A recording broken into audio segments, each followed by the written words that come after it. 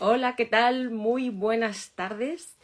A la gente que estemos en España, muy buenos días, medios días al otro lado del océano. Damos solamente unos segunditos para que Instagram vaya avisando a las personas que estamos en el directo. Decir que este directo va a quedar grabado, quedará grabado aquí en Instagram, en mi perfil, en el perfil de José González, que le pondré como colaborador, y también en el canal de YouTube de Vidas en Positivo, donde tenéis todos los directos y además con José González es mi tercer directo, o sea, tiene récord. Tiene récord porque es de los directos más vistos. Hay uno de ellos, el primero que hicimos hace un año, que está yo creo que en el top 10 de los más vistos.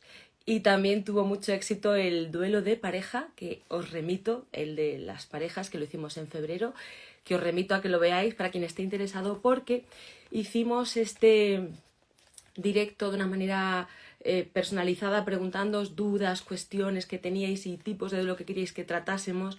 Y en el resultado, el duelo más demandado, que es del que vamos a hablar hoy, es el duelo de muerte, el duelo por fallecimiento. Pero aún así nos habéis hecho llegar un montón de preguntas de duelos vitales, de crisis de vida.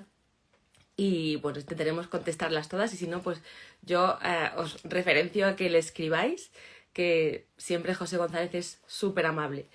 Le voy a presentar brevemente para quien no le conozcáis, ¿vale? Pero muchos de vosotros y vosotras ya le conocéis porque hablo mucho de mi experto en duelo de referencia. Él es José González Fernández, es psicólogo general sanitario, hace ya más de 20 años que ejerce la profesión y es experto en duelo. Para mí es el mío de referencia porque he aprendido con él, porque he visto su método, porque le conozco y porque tiene una cifra de atención experiencial de 24.000 dolientes, o sea, está en el barro. Por eso le agradezco mucho que esté aquí hoy, porque sé que tiene una agenda ocupadísima porque lo conozco. Es autor de 3 libros, del duelo, cómo crecer en la pérdida, los tengo en el despacho, hoy no los tengo aquí, pero le buscáis José González libros y el último es comunicación al paciente, es decir, libros muy interesantes donde podéis aprender muchísimo. Es conferenciante, es divulgador, tuvo un premio muy importante hace unos años en el Colegio Oficial de la Psicología. Es un premio que se da a una investigación, para un proyecto de investigación donde él testó su método, que es el método en el que yo me he formado en su experto y especialista, y que es único. Entonces tuvo ese premio, tuvo el premio también a la labor divulgativa, porque divulga cuando hay cosas de duelo, ahí le están buscando. También ha sido miembro en la Junta Directiva del Colegio Oficial de la Psicología y en la sección que yo coordino ahora también estuvo como miembro. También forma parte de la Junta Directiva de Psicólogos Sin Fronteras. Y como yo digo, pues quizás la cifra, ¿no?, que impacta es todos los centros sociosanitarios, pero también los 24.000 dolientes, tanto entre profesionales que nos queremos formar con él, tanto en personas que le buscan para acompañamiento y para aprender. Así que sin más le voy a dar la palabra, lo voy a buscar, que lo he visto que está por aquí. Hola, ¿qué Hola. tal? Buenas tardes, buenos días a los que estéis al otro lado del charco. Un poco ruborizado por tu presentación, Ana, pero bueno, muy contento de estar aquí, que estar contigo es como estar en casa, como de momento solo te veo a ti, pues eso me tranquiliza. Así que nada, muchas gracias por volver a acordarte de mí para esto. Encantado de compartir con todos vosotros. Como yo soy muy torpe con la tecnología, avísame con cualquier cosa, si se me escucha mal, si estoy demasiado cerca, tú me vas diciendo, ¿vale? Si no te importa. Estás perfecto, está todo estupendo, se te escucha, si todo el mundo te oye. Muy bien. Y las gracias a ti, porque sé cómo vas con tu agenda, que siempre estás para allí y para acá en conferencias, así que muchísimas gracias. Bueno, es que para mí es un honor. Yo voy a contar siempre, es posible que en este directo a lo mejor un montón me emocione, pero vamos a hablar de duelo y estas cosas. Y para quien no lo sepa, estos chascarrillos que yo cuento, yo conocí, ahora, como digo yo, celebro el aniversario de ser colega y amiga. Tengo el honor de tenerlo cerca de mi vida, de José González. Le conocí hace un año, pero fijaros, yo, o sea, la mayoría sabéis que mi padre falleció hace un par de años, 2 años y medio así. Y cuando yo le vi, me vino un congreso, imaginaos, congreso mundial, donde se reúnen muchos profesionales, pues los profesionales más relevantes. Ahí estaba José para hablarnos de duelo. Y yo digo, bueno, a ver qué nos cuenta, ¿no? O sea, estas cosas que una dice, bueno, mira, a ver de duelo, ¿qué nos va a contar? Sí, la negación, tal. bueno, me senté a escucharle, digo, vamos a ver. Y cuando yo le escucho, digo, perdona, Am, digo, ¿qué es esto? O sea, yo le oí hablar y para mí fue como, y esto lo sabes tú porque te lo he dicho Mm, muchas veces, José, pero quiero que la gente lo sepa, fue como música para mis oídos, fue como la sensación de decir, ostras, esto yo lo necesito. mm, Yo quiero aprender de José o en aquel momento ni me imaginaba elegirte como psicólogo. En aquel mm, momento dije, y esto me lleva a la reflexión, ¿no? Que hace unos meses quedaba con un amigo yo para desayunar y me decía, Ana, ¿cómo estás? ¿No? Y ya, porque vamos a hablar de duelo por fallecimiento. Y generalmente me pregunta mucha gente, Ana, ¿cómo estás? Que no es que yo diga que no me lo pregunte, pero bueno, pues bien. Y me decía, porque Ana, yo creo que los psicólogos muy pocas veces os preguntan cómo estás o a lo mejor no tenéis ese espacio, que yo soy una gran defensora de buscar un espacio siempre personal, pero es verdad, la vida, los hijos. Y realmente quizás el duelo por fallecimiento de una de las cosas de tu formación que a mí me ha quedado, bueno, y me queda como regalo vital, ¿no? Por eso te digo siempre que eres como un regalo, es darme cuenta de esa onda expansiva que tú hablas, que deja el fallecimiento de una persona importante. Entonces, claro, claro, en ese momento no me di cuenta, durante el año me he ido dando cuenta de que afortunadamente yo tenía una muy buena relación con mi padre, entonces pues me le despedí, dije, bueno, pues no me queda nada pendiente, tuve la oportunidad de despedirme, fue una enfermedad, le pude decir adiós, le lloré, dice, bueno, pues mira, pues ya está muerto, me tengo que acostumbrar, pero cuando de repente eso empieza en mí, ¿no? A tener una función que dices, ¿dónde están las palabras que me decía mi padre? ¿Dónde está ese permiso para vivir? ¿Dónde está esa persona que no te juzga? mm, ¿Dónde está Porque mi padre era alérgico al teléfono, es decir, yo le llamaba y mm. te despachaba rápido, te despachaba rápido. Pero todos los días me mandaba un WhatsApp, todos los días me hacía reír de alguna manera. Y si yo le llamaba con algo importante, siempre estaba. Mm, Y estaba, pero no me decía, no me juzgaba, no me quería dar un consejo, luego no me preguntaba por eso si yo no se lo ofrecía, no juzgaba a nadie, no se quedaba anclado ahí, ¿no? Era para mí una sensación de espacio seguro. mm. Y esto, claro, este año yo me he dado cuenta. Digo, ¿qué pasa con esto y con mi permiso para vivir? Y claro, y ahora te pregunto yo, ¿qué pasa con los duelos por fallecimiento, José? Claro. Qué interesante, Ana, cómo lo planteas, ¿no? Yo creo que Ana es un ejemplo de muchas cosas, pero para mí es la psicóloga a la que muchos de nosotros nos gustaría parecernos, ¿no? Porque tiene mucho que ver con el duelo, esto que quería compartir con vosotros, ¿no? En general, en los últimos años de la psicología hemos trabajado mucho buscando lo que funciona en cada ser humano, la emoción agradable, la psicología positiva. Todo eso es súper interesante y es muy útil, y de hecho Ana es como un estandarte de esto, una David, ¿no? En su papel como neurocientífica, como divulgadora. Pero es muy importante también entender que los seres humanos somos un 50% de emociones agradables y un 50% de emociones desagradables. Y estas emociones desagradables, que son necesarias transitarlas para elaborar cualquier proceso de duelo por pérdida, sea por muerte o de pareja o de salud, normalmente son un tabú que se genera en nuestra sociedad. No se permite conectar y mucho menos expresar tristeza, rabia, ira, envidia, culpa. Para mí, todo lo que tiene que ver con el duelo no está enfrentado con la reestructuración cognitiva, con las emociones agradables, sino que lo complementa. Y nuestra sociedad está muy dominada por la feliciología. Parece que siempre tenemos que mostrar que estamos bien, que somos resilientes, y hay un mensaje para mí muy evidente en el duelo, ¿no? Está bien no estar bien. Es necesario permitirse la tristeza. Ahora que hablas de lo profesional, ¿no? La mayoría de las personas que nos dedicamos a la ayuda, seamos psicólogos, educadores, sanitarios, formadores, estamos muy preparados para sostener el malestar de los demás, para intentar ayudar. Nos cuesta mucho más transitar nuestras propias pérdidas, ¿no? Creo que eso es lo que nos engancha a la mayoría de las personas que nos acercamos al duelo, que te da un conocimiento mucho más profundo de nuestros puntos ciegos, ¿no? Yo que conduzco muy mal, como lo que no ves por los retrovisores.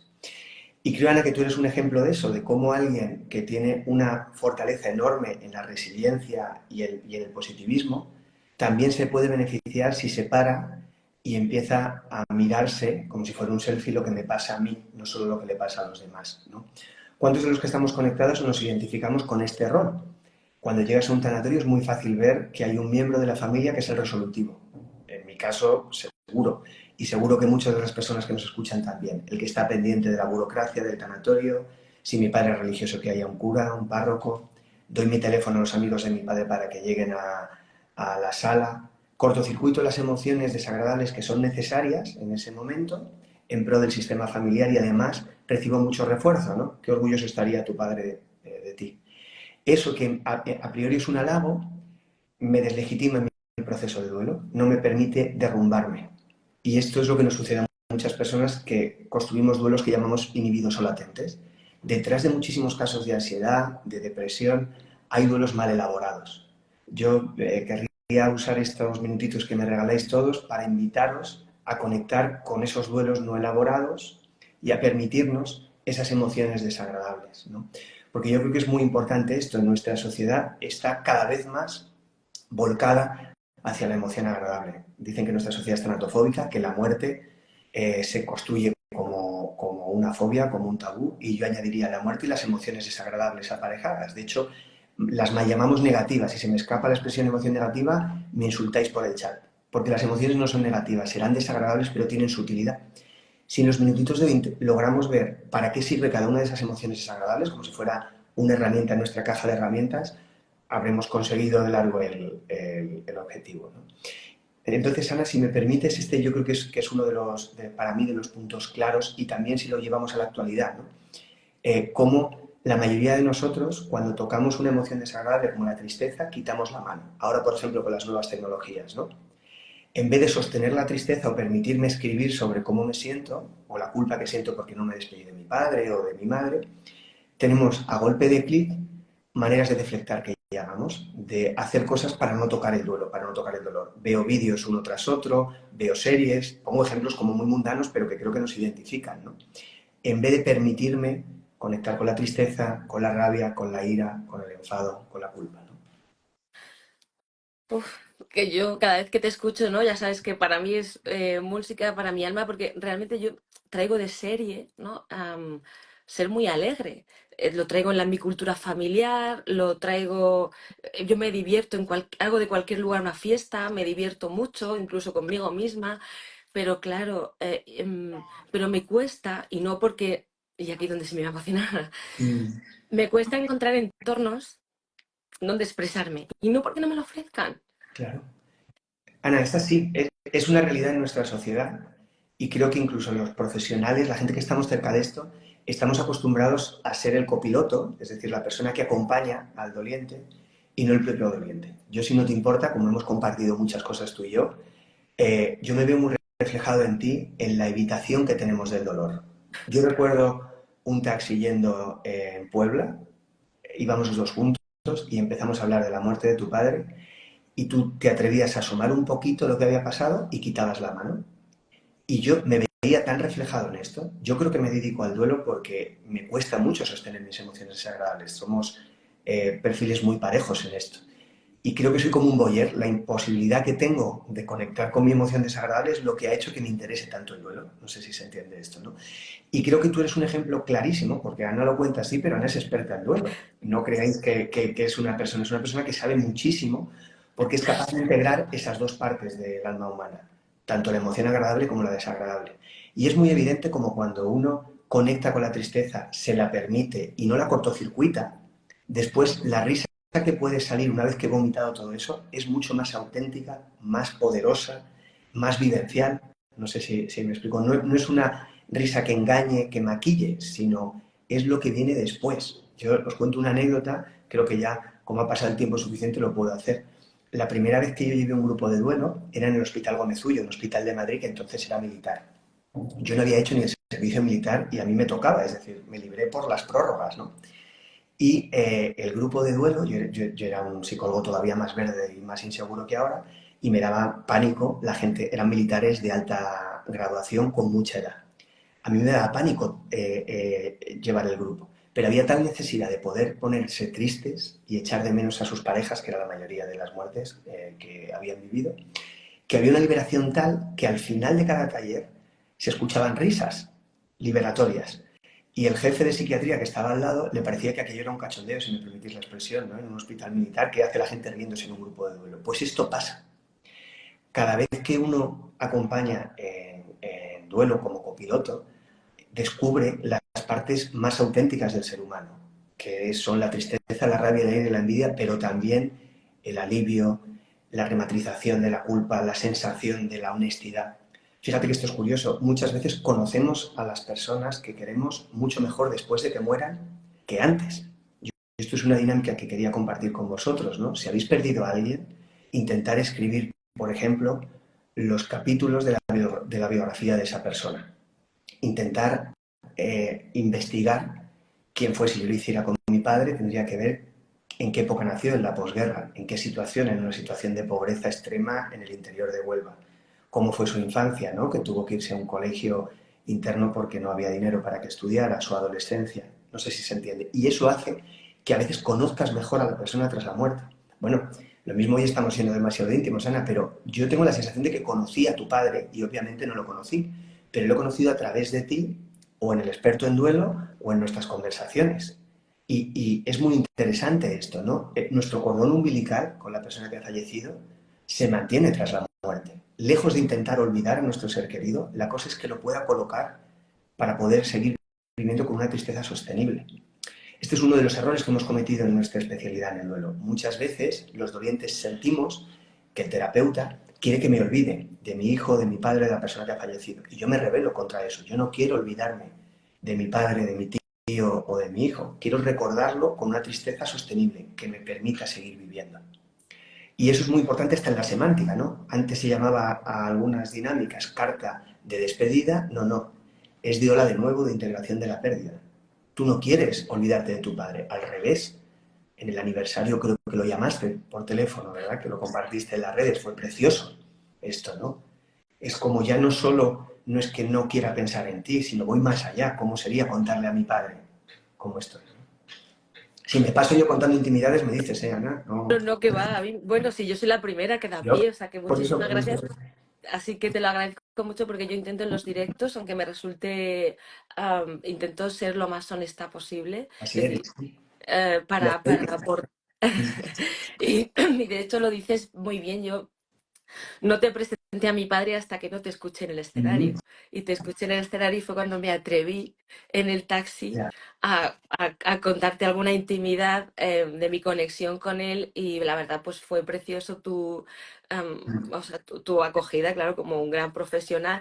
Pero a mí me encantó José porque, claro, como buen experto, ¿no? Y además, José es muy, además que a mí me cae muy bien José, o sea, que es que es muy divertido y tiene un don. Y es que él tiene un don y es hacer feliz a la gente, o sea, tiene ese don lo tiene. Y entonces, claro, pues luego nos divertimos, nos lo pasamos bien, que a mí quizás esto es lo que más me abruma a veces de contar algo, la sensación de que parece que me quedo ahí, porque yo emocionalmente, a lo mejor esto se lo plantea mucha gente, no lo sé, yo me considero muy fuerte mentalmente, yo creo que soy muy fuerte, pero yo soy muy sensible, súper sensible.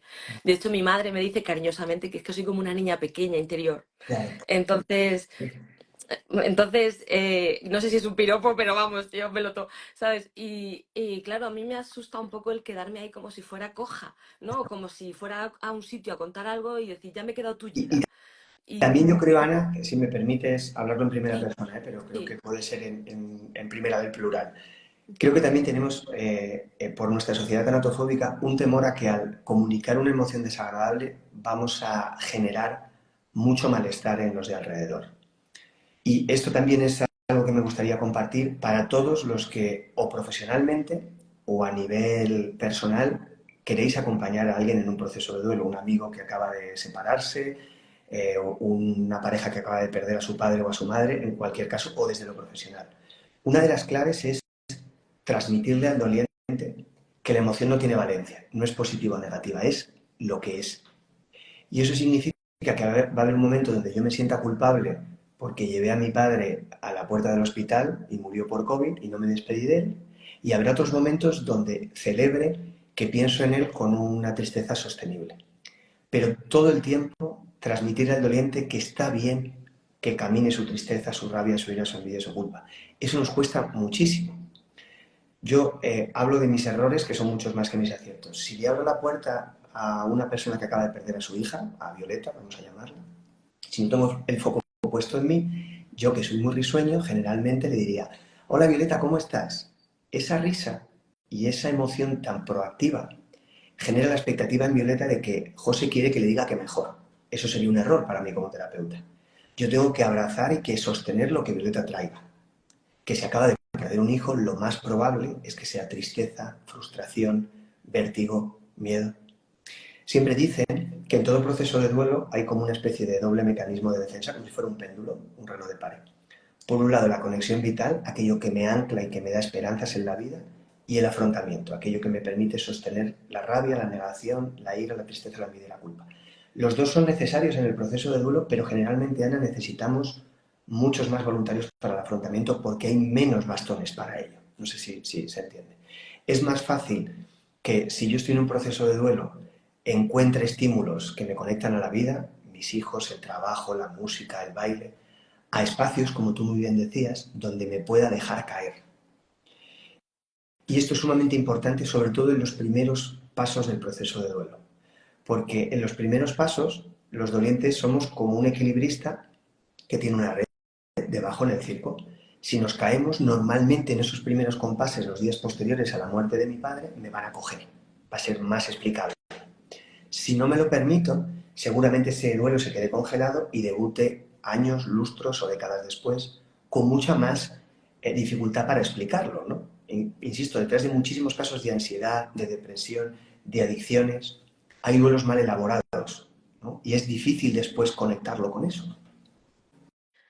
Bueno, qué bonito lo que dices y además no podíamos decir, se me olvidó decirlo antes, pero hoy es el día, hoy el 10 de octubre, hoy se celebra el Día Mundial de la Salud Mental y José González lo dice, José lo dice, yo creo que aporta muchísima salud mental poder llevarte bien, no sé si podemos decirlo así, con tus dolores de vida. Ahora hablamos del fallecimiento, pueden ser crisis vitales, pueden ser enfermedades, es decir, que todos al final pues llevamos nuestros dolores y llevarlo de una manera pues es que es natural, yo creo que es que Fíjate, forma...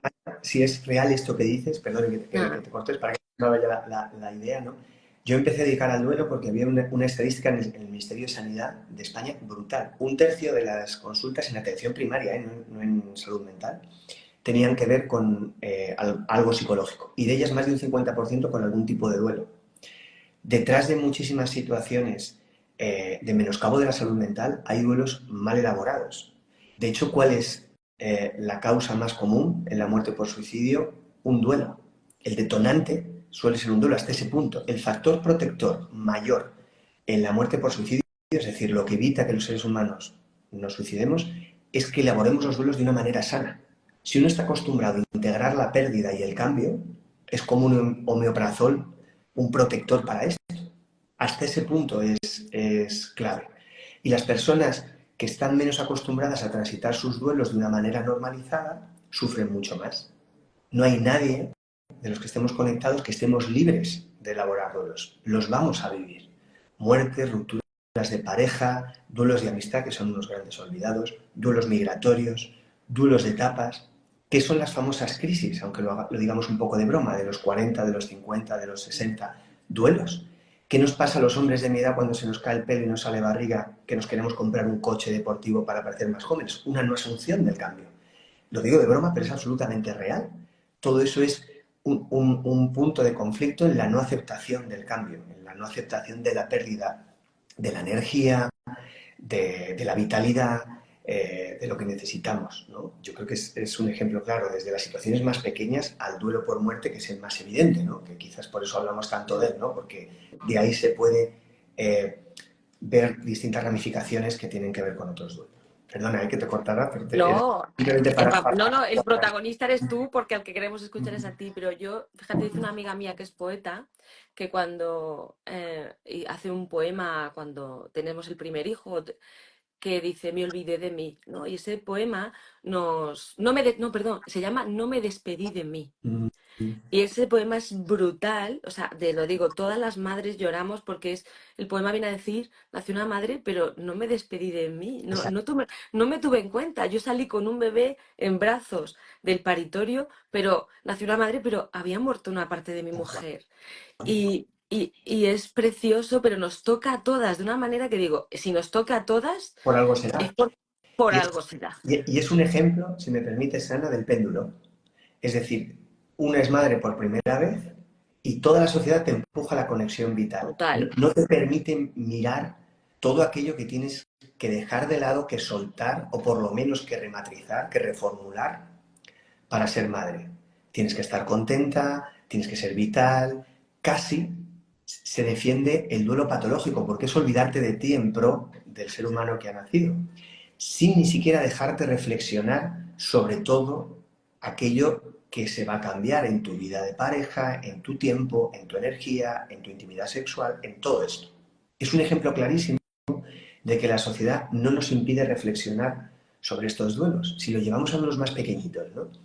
Esta mañana he tenido una formación con el Colegio de Psicólogos de Canarias, de Tenerife, y en el currículum de pérdidas, que es una dinámica muy interesante que yo os propongo, que sería que cada uno escriba, como si fuera el tráiler de vuestra película, ¿no? Así muy brevemente, qué pérdidas habéis tenido. No solo las muertes, sino sobre todo aquellas que están menos visibles. Los duelos de pareja, la pérdida de amigos, la pérdida de los grupos de pertenencia. Para mí, por ejemplo, cambiarme de casa, de perder a mis amigos del barrio y me iba a... Yo vivía en Tetuán y me fui a Chamberí, que es los que conocéis Madrid, está al lado, pero era un ciclo distinto. En los trabajos, que era por lo que me preguntaban. José, ¿se puede experimentar un duelo cuando te vas de un trabajo, aunque hay una parte de que te vayas de ese trabajo que es beneficioso para ti? Es decir, yo me fui de una fundación a montar mi gabinete de psicología clínica y me va bien y lo disfruto, por supuesto. Igual que los duelos de pareja, incluso cuando sea yo quien tiene un tanto por ciento más en el abandono, es decir, soy quien rompe la relación y siento un cierto alivio, o claro que hay cosas que pierdo, no sé si se entiende esto, es hombre. decir, todos los duelos son como cordones umbilicales entre el doliente y el objeto del duelo, y por el cordón umbilical vienen los nutrientes y lo tóxico.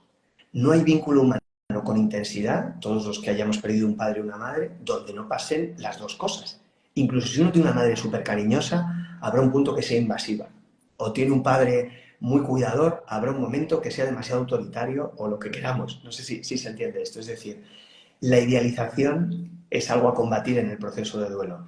Cuando yo soy el doliente y Ana es mi terapeuta en duelo y me doy cuenta que la emoción no tiene valencia, que yo puedo hablar libremente sobre mi madre o sobre mi padre, se hace la magia. Ya no necesitamos escarbar mucho más. Por eso muchas de las dinámicas que aplicamos tienen que ver con esto, con intentar que la emoción del doliente sea homogénea en el sentido de que no sea positivo o negativo, lo que venga. Habrá veces que haya envidia, enfado, rabia, culpa, lo que aparezca. Yo, bueno, contigo ya lo sabes porque te lo he contado, muchas veces lo he contado aquí, pero lo quiero seguir remarcando. Cuando yo fui madre, yo no me había imaginado ser madre, tampoco era un sueño vital mío, no era una aspiración mía, ¿no? Eh, ac- Acepté un proyecto de vida y fenomenal, vale. Pero yo no entendía por qué yo tenía esas emociones tan encontradas Claro. y no me las podía permitir. De hecho, yo desarrollé mi depresión ahí, ¿no? En no poder permitirme sentir, pues a veces rabia, a veces envidia de otras, o poder Claro. expresarlo porque se me empujaba, pero hijas, has tenido Y cuatro, pero además te han salido bien y para son no querer, guapísimos y y son los tienes súper, simpáticos y son cariñosos, son ¿no? monísimos y te quieren, porque verá que mis hijos son muy guays también, pero que sí, pero que, y yo, ¿no? Y parecía que digo, pero yo me preguntaba a mi psicóloga, yo me preguntaba, perdóname la palabra, pero con lo que yo me preguntaba, ¿estaré trastornada? ¿Me habré equivocado? Exacto. Eh, eh, me lo he preguntado mucho y digo, ¿qué me pasa? O sea, yo todo el rato, ¿qué me pasa? Y de hecho, ahora lo confieso, creo que en esta fase de la muerte de mi padre, que para mí ha sido una persona muy central en mi vida, aunque no tenía un contacto así, o sea, que me refiero que mi padre vivía en Murcia, yo aquí, pero para mí era muy importante. Creo que no desarrolla una depresión por tu experto, ¿eh? Bueno, mucho es eso decir, pero bueno, yo te lo agradezco como reflexión. Sí que creo que muchas veces cuando uno Bueno, elabora un duelo en concreto, por ejemplo la muerte de mi padre en mi caso, casi siempre aparecen duelos acumulados que llamamos, es decir, duelos que yo creía que estaban elaborados y no lo están. En mi caso, el de mi abuela, el de mi amigo Fernando, el de otra amiga, que nos separamos, una expareja. Es decir, trabajando un duelo te das cuenta de Eso que es. quizás tienes duelos Es- congelados o no elaborados. Fíjate qué interesante lo que dices, Ana, porque, claro, ser madre es algo que está tan valorado socialmente que te impide reflexionar sobre lo que dejas atrás. Y cuando intentas tocar con eso, la sociedad te empuja para que no. Tú como escritora y divulgadora, al lado del excelente libro, de los excelentes libros que tienes, pero hablando del último, tú vas a la sección de psicología de la FNAC o de la Casa del Libro del Corte Inglés y echa un vistazo a los libros sobre psicología infantil en los primeros años. Todos los bebés son rubios, las portadas son rosas, son redonditos, preciosos, pero luego la maternidad no es solo eso, ¿verdad? No sé si me explico, son horas sin Hombre, dormir, es perder una etapa vital arrancada, porque hay unos meses donde eso no puede estar, y eso no te lo cuentan. No sé y yo no quería contarlo porque parece, perdona que te corte, porque parece que quieres empujar a la sociedad que no tenga hijos, y no era esto, era un tema de, a mí me gustaba mucho mi Ana de antes, y despedirme de ella me costó Claro. muchísimo a integrarla, y no sabía cómo, es que no sabía cómo encajar Y eso, de verdad, no, si me no. permites, Ana, creo que te fuerza la sociedad además a que tú, porque eres una persona muy inteligente, muy intuitiva y que no te da miedo mirarte, pero incluso tú creo que te obliga la sociedad a si te despides en Sí, silencio. No sé si me explico, no, no, sí. no hay una celebración de lo que me pasa, es algo penalizado socialmente. La Yo esto envidia, no lo claro, compartí nunca. pues fíjate, con la facilidad que tienes de conectar con otros seres Sí. humanos y demostrarte lo auténtica que eres, ¿no? Si Ana Asensio no puede, los demás nos podemos permitir, no, no Yo asomaba un podemos. poco la pata y decía, madre mía, la noche sin dormir, tal, no sé qué, pero, yo qué sé, era como, aquí no encuentro lugar, aquí no encuentro lugar, aquí, tú sabes la sensación esa de, bueno, pues no hay un foro para mí. Yo buscaba foros de madres, yo me acuerdo, y todo era biberones, pañales, y yo decía, joder, qué madre más rara soy. O sea, yo Pero, decía, a mí me pasa algo. Yo decía, yo vengo con una tara, y yo empezaba, yo me lo explicaba, digo, claro, nunca jugué con nenucos, yo pensé, pues no tenía que haber sido madre. claro, Era la explicación que me daban. claro, porque fíjate, Ana, esto nos lleva a otro punto que para mí es muy interesante, ¿no? Que estamos perfilando la actualización de un documento que se llama el Itinerario del Duelo, que es como la última manera de abordar los procesos de duelo. Y en las últimas actualizaciones, que compartiré el 31 de octubre en un webinar, que todo aquel que quiera es un taller gratuito, simplemente me escribís a Instagram y os mandamos ahí el link para escribiros, viene esto que quería compartiros. Eh, Siempre que etiquetamos los duelos tendemos a equivocarnos, a minimizar o a reducir el duelo, pero muchas veces te ayuda a entender lo que te sucede y lo que le sucede al resto de los miembros de tu sistema familiar. Es decir, si habéis perdido un padre o una madre, es súper fácil ver esto como cada miembro del sistema familiar elabora el duelo de una manera distinta, ¿verdad? Y lo que es más curioso en nuestra especie, todos creemos que nosotros tenemos razón y que los demás están equivocados. Conocer las diferentes subtipologías elaborativas del proceso de duelo te ayuda a entenderte a ti y a entender a los demás, ¿no? Sin intentar que todos vayamos a la par. Pues mira, yo os propongo que cada uno de nosotros nos identifiquemos en nuestros duelos sobre cómo lo elaboramos.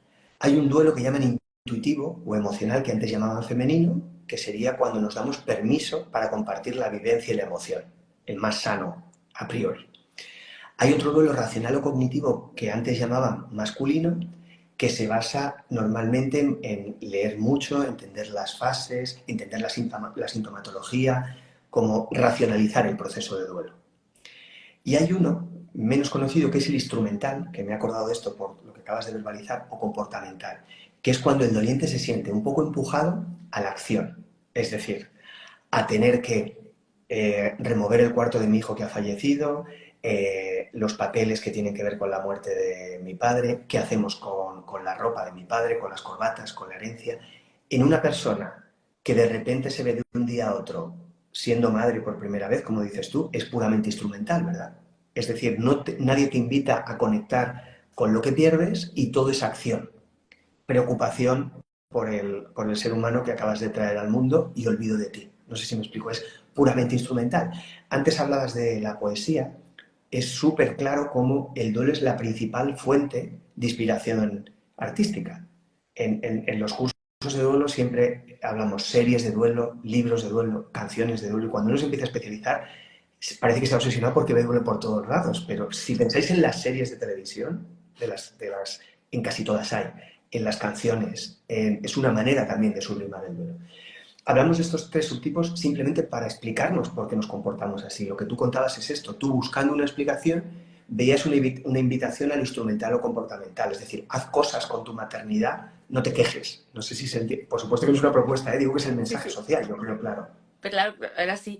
Y tú decías quitándole, de verdad te lo digo de corazón y Ujú. lo sabes, tú decías quitándole hierro, pero yo personalmente sí siento que, o sea, y lo digo aquí abiertamente, no es para, Claro, vamos, te haría publicidad toda la que quisieras, pero yo sí siento que el experto me ha dado mucha salud mental no me y alegro. que me ayuda mucho en mi tristeza y que yo, como yo soy, me podía haber ido a mi hueco vacío, ¿eh? O Mm. sea, me podía haber sentido tan sola. Claro. En realidad, el experto, el especialista, la terapia en duelo en general es un oasis Que tú sociológico, donde tú... dices que no, pero yo me podía haber ido a mi depre, ¿eh? O sea, a Sí, mi sí, no, estado de vacío, ¿eh? no digo que no, pero digo que es verdad que investigar, bucear un poco en los duelos, en general es un oasis porque te descubres de una manera mucho más auténtica tú. Yo que también tengo este guión de vida de ser el alegre, pues en mis duelos me he dado cuenta que hay veces que soy alegre porque realmente me sale de manera auténtica y otra porque creo que es mi manera, me han dicho que es mi manera de estar en el mundo. Es como si no alegro a los demás, si no les divierto, no valgo. Así de duro es. Y eso lo he descubierto a través de mis procesos de duelo. No sé si me explico. Cuando de Sí, repente hay algo que te impide jugar ese guión, te tienes que reinventar. No sé si me explico, sí, ¿no? Como total. que el duelo Sí, siempre decimos que es un proceso de honestidad. Y esto es una cosa preciosa y por eso nos engancha tanto trabajar en duelo. De honestidad de José para con José, es decir, de lo que me pasa, para con el objeto del duelo, yo voy a tener que limpiar cómo era la relación con mi padre y a lo mejor lo tenía idealizado y tras su muerte empiezo a ver cosas que me gustan menos. Y también en honestidad para con los vivos. Me enfada cómo mi familia reacciona ante la muerte de mi padre, por ejemplo, o cómo mi pareja no me acompaña como yo quiero que me acompañe, ¿no? Y aunque sea duro, es súper fructífero. No sé si me explico, porque te sí, da un autoconocimiento mucho mayor y más real, sí, además. sí. Así que, bueno, pues te voy a seguir preguntando. Es No, ¿cómo maravilloso no? escucharte. Yo iba a seguir hablando porque es que, o sea, los comentarios me hacen mucha gracia cada vez que te escucho. Digo, es que queda mal decirlo, pero en mi parte humana, yo de bajón no me caigo tan bien y probablemente tiene que ver con esto, ¿no? Esto es- Eh, ¿Sabes? Y pienso que soy un coñazo. O sea, ¿sabes? Pero bueno, esto es lo que hay. Mira, te iba a preguntar, José, ¿el duelo por muerte es el más doloroso? Yo creo que para cada doliente su duelo es el más complejo. No sé si me explico. Sí, Es decir, eh, sí que creo que hay algunos tipos de duelo que por lo menos estadísticamente son más complejos que otros. Por ejemplo, la muerte de un hijo o la muerte por suicidio. Porque son duelos, a mi entender, prolongados que llamamos. Es decir, son duelos crónicos en el sentido de que toda mi vida voy a tener que lidiar con ese duelo, que no significa que no pueda vivir. Yo siempre pongo este ejemplo, es como si uno tiene diabetes. Uno puede ser diabético y vivir feliz, pero tiene que atender su diabetes, tiene que tener cuidado con lo que come, tener una serie de revisiones, no se puede olvidar de su diabetes. Si cogemos estos dos duelos como ejemplo de lo tanatofóbico, son duelos no nombrados. Si yo pierdo a mis padres soy huérfano, si pierdo a mi mujer soy viudo, si pierdo a mis hijos, nos da tanto miedo que no hay nombre. y si pierdes a tu hermano, ¿no? Exacto. Otro duelo súper tamizado. Los hermanos, el duelo de hermanos es un gran olvidado en los procesos del duelo, como los duelos perinatales.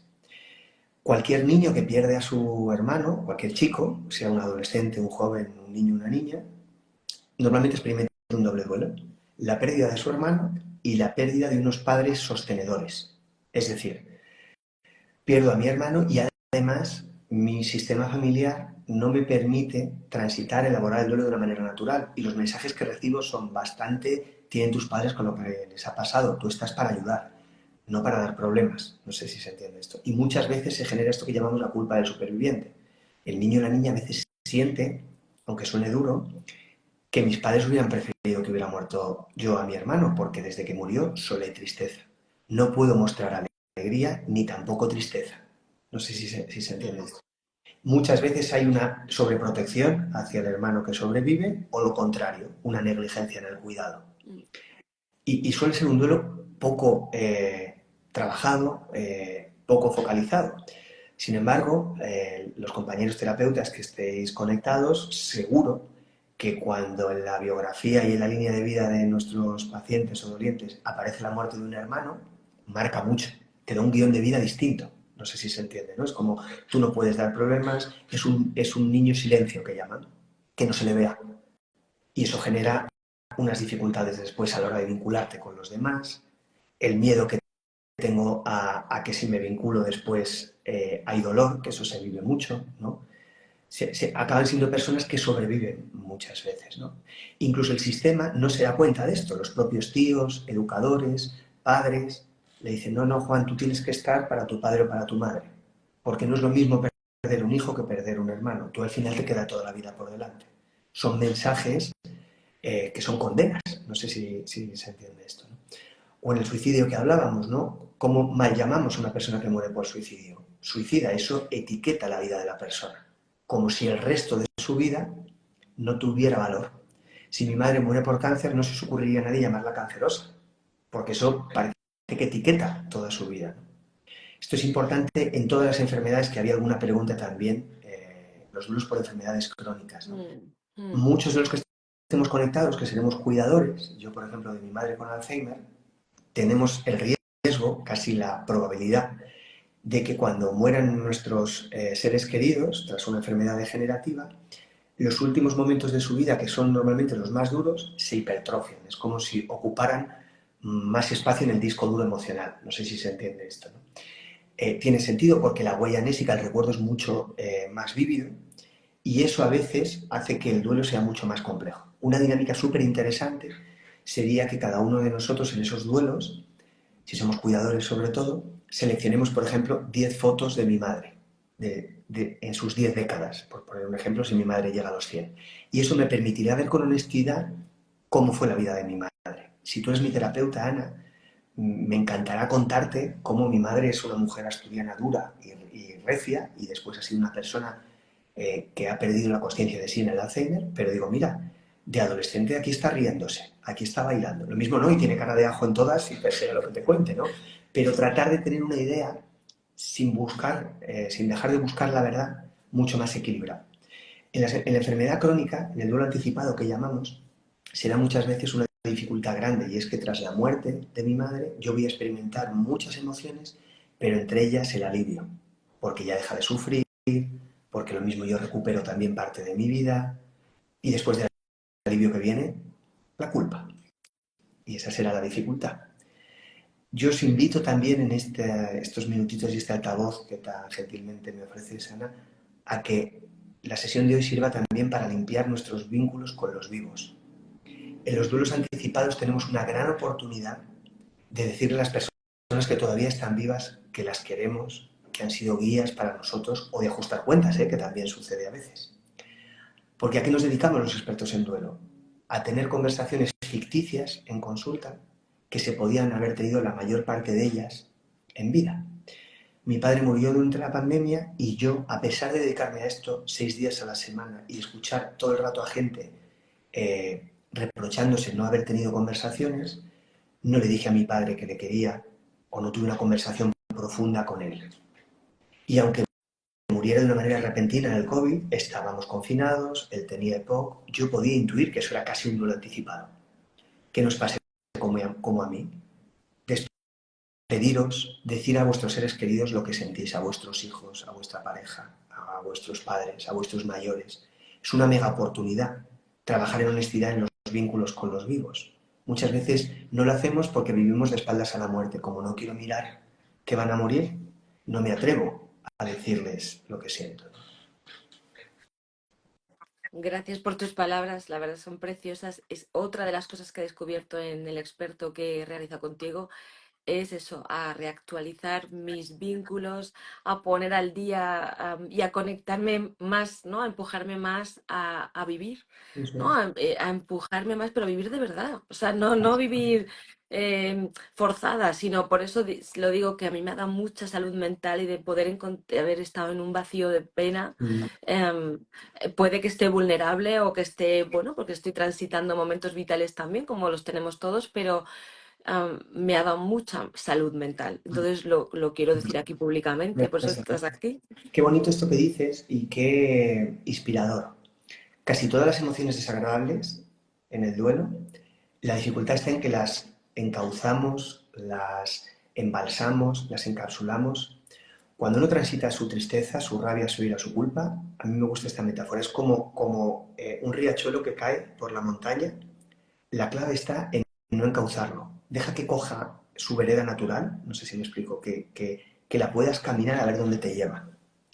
La culpa, por ejemplo, que es la emoción para mí más difícil de lidiar con ella, es la kriptonita de los seres humanos. En el duelo casi siempre hay culpa. Puede haber culpa traumática por si pude evitar o no la muerte de mi padre, culpa vincular por el vínculo, por la relación con él, o culpa social, como siento que los demás me pueden juzgar, ¿no? Pero muchas veces la culpa es una emoción que encapsula otra emoción que está oculta o dentro de ella, como las muñecas rusas, las matriuscas creo que se llaman, ¿no? Por ejemplo, muchas veces dentro de la culpa hay tristeza que no me permito, o enfado. Me siento culpable para no enfadarme con mis hermanos, para no enfadarme con mi madre, para no enfadarme con mi padre, que se podía haber cuidado más, podía haber dejado de fumar antes, podía, no sé, porque también nos enfadamos con la persona que se va, aunque Hombre, la inmensa mayoría hombre, no se a mí muere, me que da... tienes que morir, eso es. Hombre, mi padre se murió porque no fue al médico a mirar, si cuando le vinieron a ver el cáncer lo tenían en estadio 4 me van a decir, pero tío, vete a tomar viento. Claro, ¿Sabes? Y encima me dijo, yo no me quiero tratar con quimio. Digo, perdona, se claro, sentó y le dijo al médico, yo no me quiero tratar, que yo no creo en esta terapia. Y claro. yo, por favor, trátate, ¿sabes? ¿Y cómo nos vamos a Pero, enfadar, Ana? Porque al final duelo y abandono en algún punto del proceso se conectan. Aunque la persona no quiera morir, nos sentimos abandonados porque les echamos de menos. Nos han robado una guía, un confidente, nos han robado un abuelo para nuestros hijos. Era tan bonito esto que contabas al principio. Hay un hito del itinerario del duelo que es el espejo roto. Y es una dinámica que yo os comparto también. Con la persona que hayáis perdido, los que hayáis perdido a alguien, tratar de pensar, cuando os mirarais en ese espejo, que era tu padre, ¿qué veías? Lo voy a decir yo, Ana, sin que lo tengas que decir tú. Aceptación incondicional. Lo que has dicho suena a eso. A que cuando yo me miraba en mi padre es que era lo que yo era y ya está. No tenía que fingir ni que hacer nada. Me quieren por lo que soy en vez de que me quieren por lo que hago. El espejo roto, aunque sea duro, es asumir como doliente que un espejo que se rompe, aunque lo intentes pegar, ya no es el mismo espejo. No sé si se entiende. Es como eso que se ha roto ya no va a volver. Puedo encontrar bastones, amigos, parejas que me acepten en parte, pero eso no vuelve. Es duro esto, pero es una de las claves del duelo.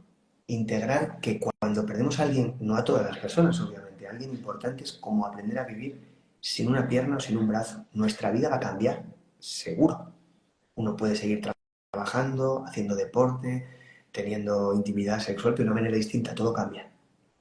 Nos volvemos muchas veces más pesimistas, más miedosos, nos parece que el mundo es un lugar que pueden pasar cosas catastróficas, nos dificulta vincularnos, porque cuando quieres mucho es la antesala del dolor. Esto se construye muchas veces yo me he en... visto desconfiada en cierta, Eso en, no quiero quererte, ¿sabes? Como, no. Y fíjate, Ana, que esto pasa mucho en los adolescentes o en la gente muy joven, ¿no? Y muchas veces no son conscientes. Muere mi padre en un accidente de tráfico, yo tengo 25 años y me cuesta relacionarme en pareja, ¿no? Porque como están en divisiones distintas, no se conectan. Y es porque mi mente se ha construido que cuando quieres mucho a alguien, luego lo pasas fatal. Entonces prefiero no querer. Cuando eso será en la misma dimensión, es más fácil verlo, ¿verdad?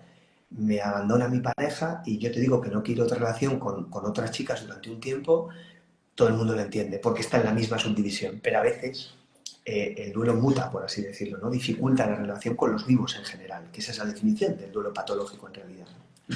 Y que bueno, y que el duelo al final te dicen, bueno, si tú tienes una vida estupenda y te va todo muy bien y total, pues al final quien se queda sola es tu madre, o sea que todo eso, Eso es. y yo, sí, sí, todo eso es muy entendible, pero cada uno tiene un cordón umbilical. Entonces, José, el final de esto, yo por preguntarte yo, ya en plan paciente, el final de esto sería poder llevar esto con una serenidad sostenible, ¿no? Yo iría, Como, bueno, pues ya está, esto es lo yo que iría- hay, ¿no? claro, yo sería un poquito más duro todavía en la verbalización, con una tristeza sostenible.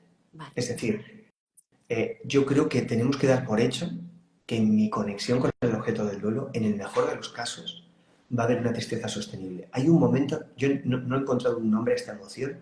Los que estéis conectados, si la encontráis, por favor, compartírmela. Si no tiene copyright, yo la uso. Pero hay un momento en el proceso de duelo, que no siempre se consigue, donde hay una cosa entre la nostalgia, la tristeza y la ternura. No sé si se entiende esto. A mí me ayuda como el emoticono del teatro del WhatsApp, que sale una sonrisa y una lágrima. Sí. Son dos caretas. Tú Mm. tienes mucho esto, Ana, en varios momentos que hablas de tu padre. Lloras y sonríes. No una risa que deflecte, que sea de huida, no, sino cuando miro cara a cara o pienso en una anécdota de mi padre y me sale emocionarme, ahí hay tristeza, pero también una parte de orgullo. No sé si se entiende esto. Eso para mí es un síntoma clarísimo. No digo que haya que buscarlo porque en el duelo no se tienen que forzar las cosas. No hay que arrancar la manzana antes de tiempo. Hay que permitir que eso madure. Pero cuando eso sucede, creo que es de los donde más lejos llegamos. No sé si me explico. Pero dar por hecho que va a haber tristeza, yo creo que es útil. Hay en algunos rituales donde nos lo permitimos, ¿no? Por ejemplo, en una boda, muchas veces yo puedo brindar por mi tío que no está, me abrazo a mi madre, que es la hermana de mi tío que murió este año, nos emocionamos, lloramos y podemos seguir con la boda. No sé si se entiende, ¿no? Sí. Son ejemplos, porque siempre hablo de lo que no funciona en nuestra sociedad, pues cosas que a lo mejor sí que a veces podemos mirar cara a cara, ¿no? Sí, yo te pregunto ahora en plan niña pequeña, ¿cuánto más me queda por llorar? Sé que no es la Claro, pregunta. claro, bueno, es una pregunta excelente, pero yo no tengo la respuesta. Fíjate que hay muchas personas en los duelos anticipados, las enfermedades crónicas, que les cuesta encontrar las lágrimas, ¿no? Y muchas veces al final del proceso dicen, mira, yo cuidé a mi padre con cáncer o con Alzheimer y yo creo que cada uno tenemos como una especie de lago de lágrimas y yo es que las solté todas ya antes de que muriese, ahora ya no me quedan. A veces pasa esto, a veces una manera de llorar a tu padre también es, creo, limpiar otros duelos que lo mismo no están tan latentes. No sé si se entiende esto. Sí, Yo a lo mejor me permito hablar más de la muerte de mi padre y menos de la muerte de Fernando, de un amigo mío. Y muchas veces, en terapia, cuando yo hablo de esto como doliente, hay como interferencias, no sé si se entiende. sí. Un buen terapeuta debería permitirme esto, lo que sea más urgente para José, lo que necesite hablar. O a lo mejor muere mi padre, la semana siguiente estoy en terapia contigo, Ana, me preguntas por el tanatorio, cómo me comunicaron la muerte, no me atrevo, y te hablo del funeral de mi abuela, que lo tengo más masticado. No sé si se entiende, ¿no? Creo que es importante permitir también la defensa del doliente, sostenerla, indicarle a que siga, pero no cortocircuitarla, ¿no? No meter con calzador dinámicas o herramientas. Sí, por eso muchas veces, no lo sé, a lo mejor vemos cambios de conducta en personas que han perdido a personas muy importantes y ahora me lo pongo yo a mí, ¿no? A veces siento como que le estoy haciendo honor a cosas que mi padre en vida pues sí, me está diciendo, Ana, vive, Ana, Mm, atiéndete, Ana, y de repente ha sido morir y digo, me cago en la leche, claro, ¿sabes?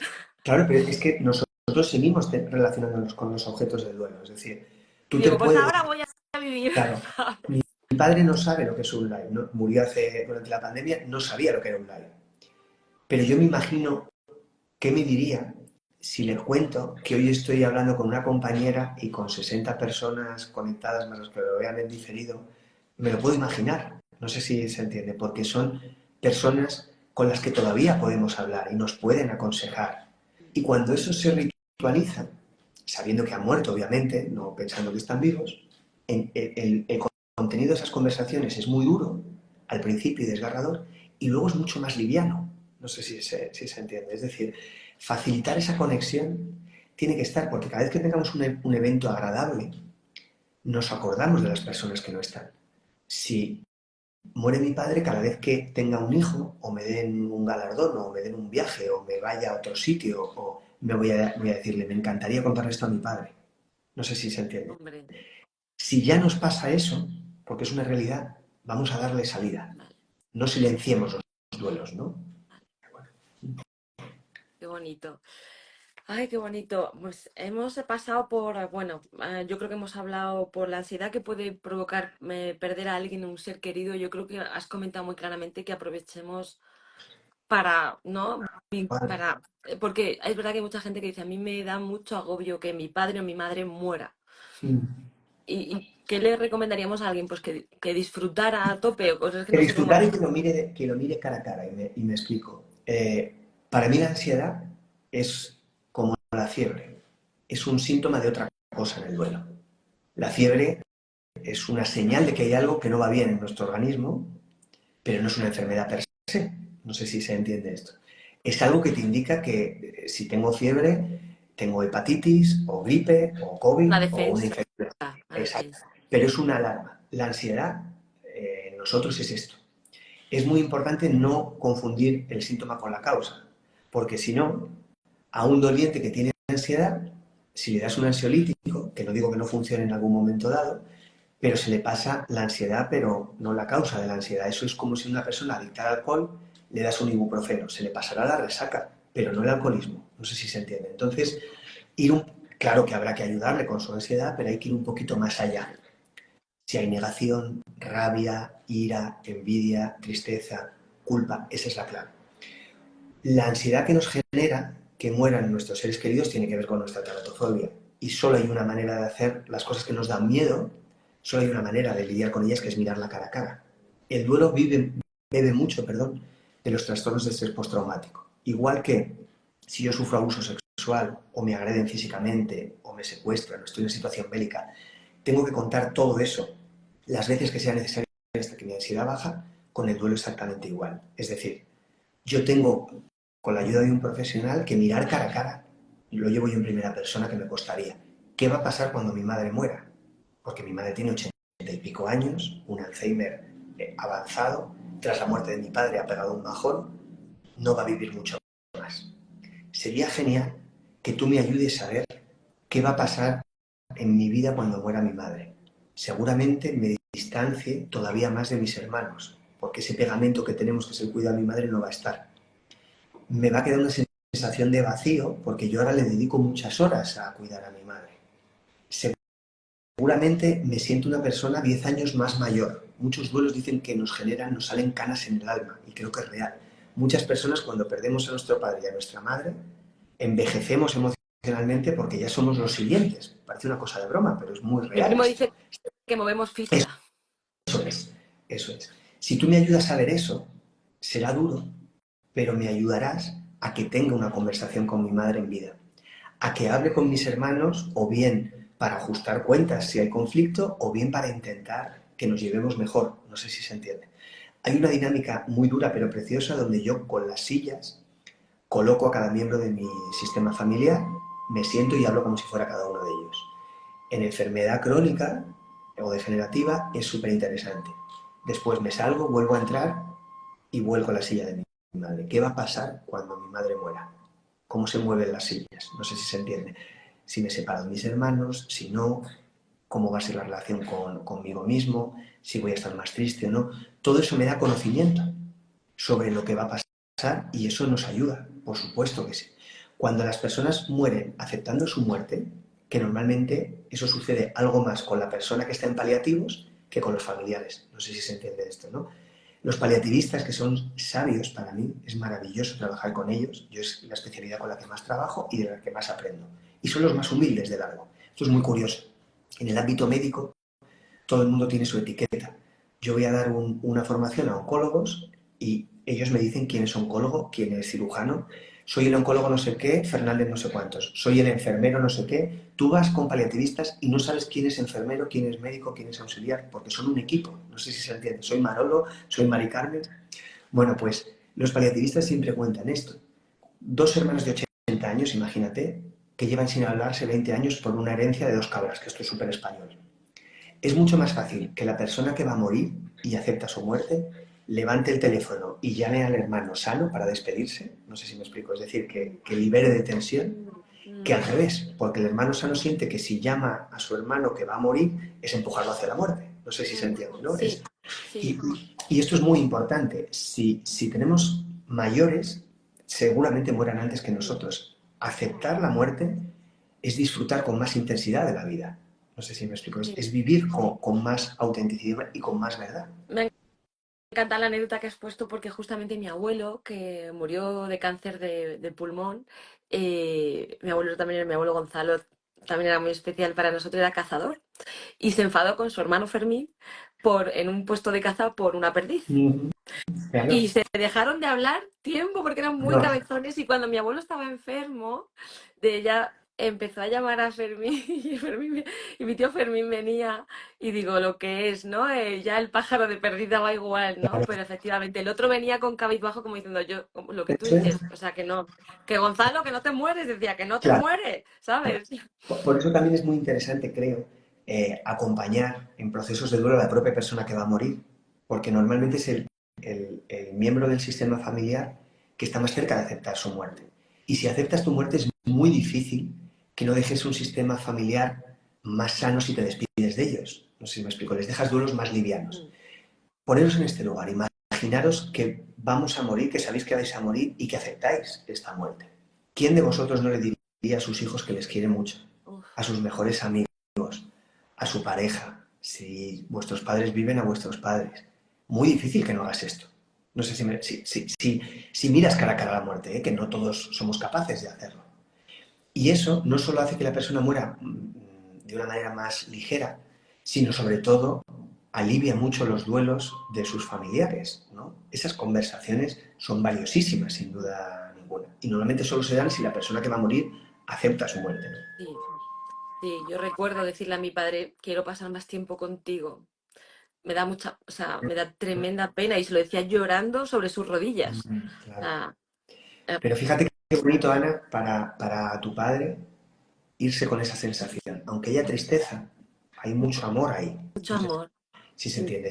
Si uno se tiene que ir de viaje y eso es lo último que escucha, qué bonito que tu hija te diga esto. Aunque haya dolor, porque en el duelo sí, obviamente había hay malestar. dolor, pero mucho amor, sí. Eso es. Ay, por favor, que mira, lo están diciendo por aquí que qué bonito todo. Ah, bueno, yo creo que hemos hecho un recorrido. A ver, vale, una cosa que me preguntaban, aunque pegamos un giro, pero es un duelo que tú lo llamas no autorizado muchas veces también, pero es muy importante. La gente que tiene mascotas y las pierde. Hay gente que dice, no llamen mascota, vale, animales Eso importantes. es Eh, súper mm, importante el duelo animal, ¿no? Claro, y me preguntaban eso, cómo llevar un duelo de animal y cómo también, uno por un lado y otro por otro, es cómo comunicárselo a un niño. claro. Para el duelo animal, como muchos duelos desautorizados, como a veces el duelo de amistad, la clave para poder elaborarlo es precisamente legitimarlo, ¿no? Es decir, sacarlo a la luz. Nuestros animales muchísimas veces tienen esta función que hablábamos antes de aceptación incondicional. Es decir, además de que tengamos relaciones y vínculos propios con ellos, muchísimas veces son bastones en nuestros procesos de duelo. Muere mi padre y Menta, que es mi perra, muere 3 meses después. Para mí fue durísimo porque era mi bastón incondicional. A mí que me cuesta sostener mi emoción desagradable, pues incomodo al otro. Esto mismo que digo que no hay que hacer, yo soy el primero que lo hace. Eh, con mi perra sí que había esta fluidez. No sé si me explico, porque me aceptaba incondicionalmente. No es que no finja, es que ni me preocupo de fingir. Porque si me ve triste se tira encima mío, si me ve contento me ladra para que salgamos a jugar y sé que cuando llegue a casa al día siguiente va a estar. Para muchos de nosotros, nuestros animales son más importantes que muchos familiares. Y hay que verlo así. Seguramente cuando uno hace este currículum de pérdidas que yo os planteaba, no aparecen todos y cada uno de vuestros animales. Aparecen aquellos que han cumplido una función clave, que os han enseñado a cuidar o que os han devuelto mucho cariño. No sé si me explico. Y hay que ritualizar también la pérdida. Permitir al doliente que se despida. Las personas que quieran cualquier cosa de este estilo, me escribís a Instagram o al mail y yo os envío también algunas posibilidades de algunos rituales, ¿no? Teníamos una compañera en El Experto, por ejemplo, que se dedica precisamente al duelo animal y nos compartió rituales, bibliografía, series, filmografía, pero hay que legitimarlo. Igual que en el duelo perinatal, ¿no? Alguien que está esperando el nacimiento de su bebé y encuentra la muerte, que es una de las situaciones más duras que hay que legitimar. Si no hay un ritual de despedida, hay que crearlo. Se tiene que cristalizar la pérdida, ¿no? Esto es muy importante. Y hablando de los niños, muy resumidamente, es muy importante comunicarles con honestidad la muerte. ¿Qué hacemos con los menores? En general, los castigamos. Muere mi madre y a mis hijos les impido ir a los rituales de despedida. No van al tanatorio, no van al hospital. Los castigo y los dejo con un tío, o con una vecina, o con un vecino. ¿Se entiende esto? Eso les priva de la oportunidad de ver cara a cara la pérdida. Si mis hijos pueden ir a las bodas y a las comuniones, podrán ir a los otros rituales en nuestra cultura. Ya no solo de la muerte, sino de la enfermedad. Si mi madre enferma por cáncer, yo voy a tener dificultades para llevarlas al hospital, porque nuestra sociedad es tan tanatofóbica que las plantas de oncología de nuestro país no pueden entrar los niños como visitantes. Pura tanatofobia, porque obviamente el cáncer no es una enfermedad contagiosa, que hace que puedan ir a la traumatología y no a oncología, pura tanatofobia. Para mis hijos será mucho más sano ir a oncología y ver a su abuela todas las semanas, que será menos duro ver poco a poco el proceso degenerativo, ¿verdad? Que si de repente los llevo al tanatorio, si es que soy capaz de llevarlos, y ven a su abuela con 40 kilos menos y sin pelo. ¿Se entiende esto? Mm, Por no hablar del beneficio que tendría para mi madre ver a sus nietos allí. mm. En el tanatorio es exactamente igual. Invitarles a ir. Los protocolos escritos por expertos como yo también son tanatofóbicos y dicen no se le debe impedir al menor ver los restos del cuerpo. No, no, debería decir se le debe facilitar, no se le debe impedir, son dos negaciones, ¿verdad?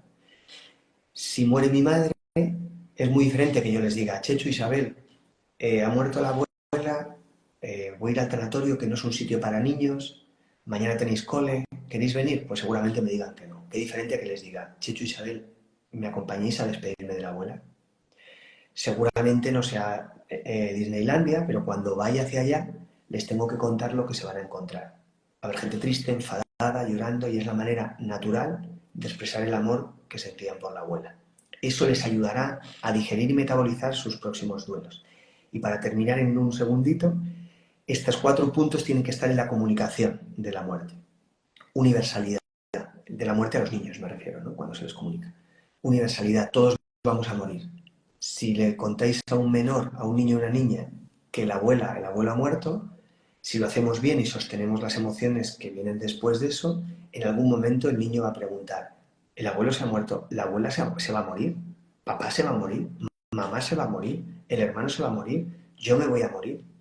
Si tengo claro que hay que buscar la universalidad como concepto, lejos de preocuparme, casi lo celebro. Porque aunque sea duro, mi hijo está entendiendo que todos vamos a morir. Irreversibilidad. El cuerpo deja de funcionar. No es como una tablet que se puede recargar. El cuerpo deja de funcionar y al abuelo ya no lo vas a ver en este mundo como lo conocías.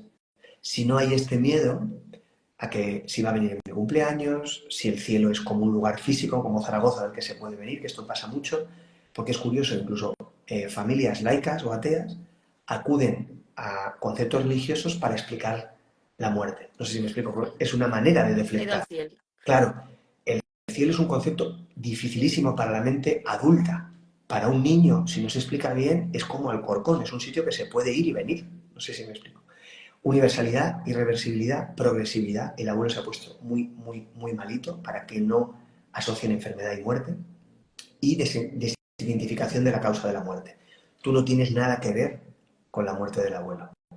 Parece algo extraño, pero cuando no explicamos algo, brota la culpa. Igual que las separaciones. Si a un niño no le explicas bien una separación, acaba pensando que es el culpable del divorcio de sus padres. Si no le explicamos por qué ha muerto el abuelo, es muy probable que crea que el abuelo se ha enfadado o se ha ido porque no se comió la cena, no hizo los deberes. ¿Se entiende esto? Parece muy marciano, pero es muy importante estos 4 puntos. Uy, qué interesante todo, la verdad. Bueno, yo sabes que yo podría estar aquí horas, ¿no? O sea, es Mm, decir, yo he hecho otro experto, veo tus vídeos, los reveo porque es, bueno, es súper gracias. terapéutico para mí y aparte de ilustrativo. Decir, bueno, comentar aparte, para cerrar, que yo en el experto que he hecho, que sí me gustaría contarlo, éramos profesionales psicólogos, pero también había profesionales que no eran psicólogos y Mm, también había gente, como yo llamo, gente que no se sienta sí, de mal, pero gente de la calle. Es decir, qué bien, que me parecía una cosa o una formación muy para todos. qué O bien. sea, a mí me ha resultado una delicia.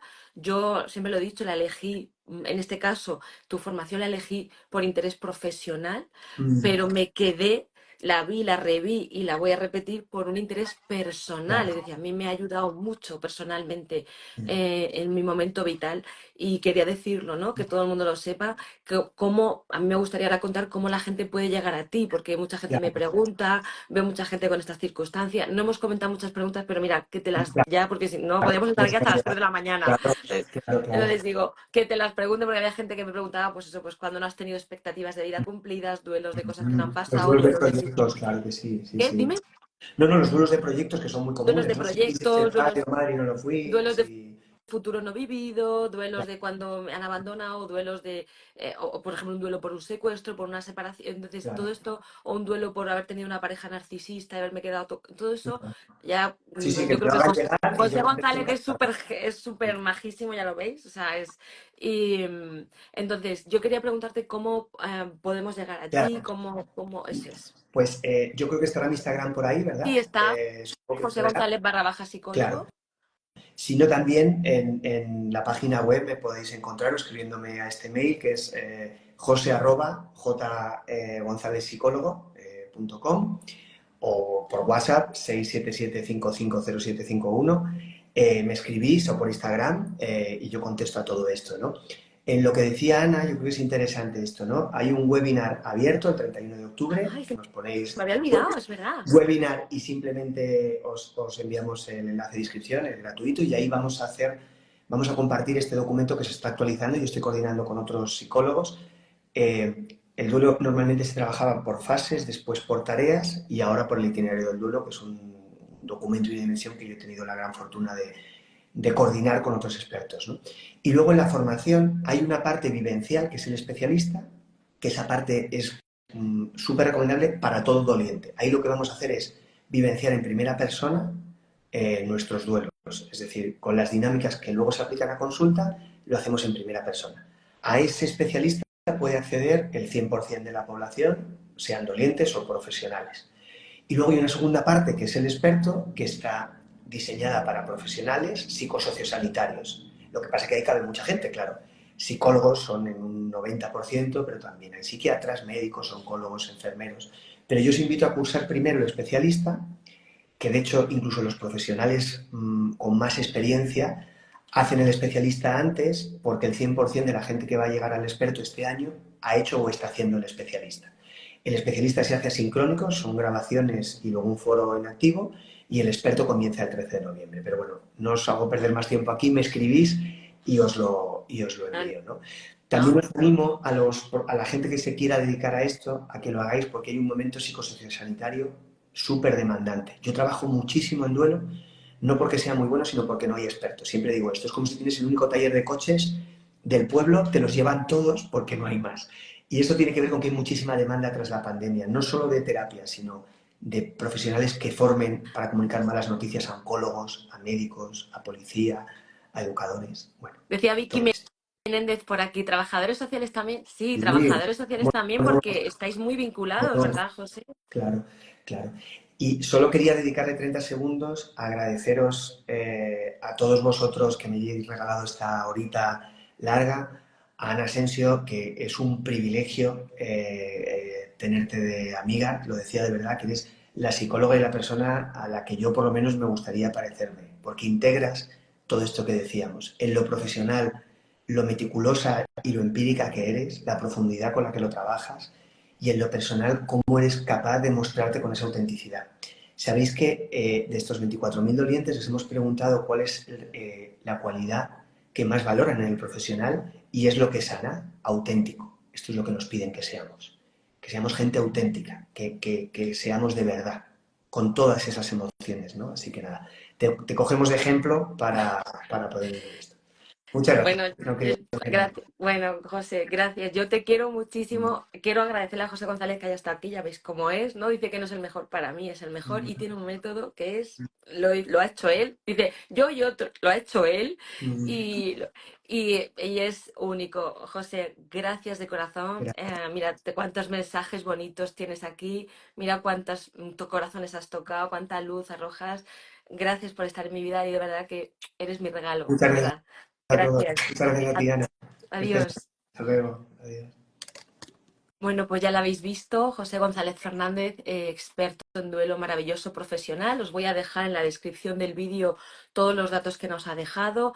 Os recomiendo encarecidamente su webinar gratuito porque son dinámicas y dinámicas súper chulas para testear, que lo va a tener ahora el 31 de octubre y os podéis inscribir en su web, pero yo voy a dejar los datos ahora en la descripción del vídeo y os recomiendo, como no, el especialista y el experto en duelo porque lo he comprobado en mí y porque le conozco de primera mano. Así que gracias, esto es una invitación a mirar de frente al dolor, pero para conectarnos realmente con el amor. Gracias a todos y a todas y nos vemos muy pronto con más. Chao.